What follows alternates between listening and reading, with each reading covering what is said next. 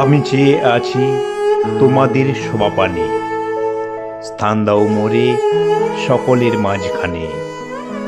নিচে সব নিচে এ ধূলির ধরণীতে, যেথা আসনের মূল্য না হয় দিতে, যেথা রেখা দিয়ে ভাগ করা নেই কিছু, যেথা ভেদ নাই মানে আর অপমানে। স্থান দাও সেথা সকলের মাঝখানে, যেথা বাহিরের আবরণ নাহি রয়, যেথা আপনার উলঙ্গ পরিচয়।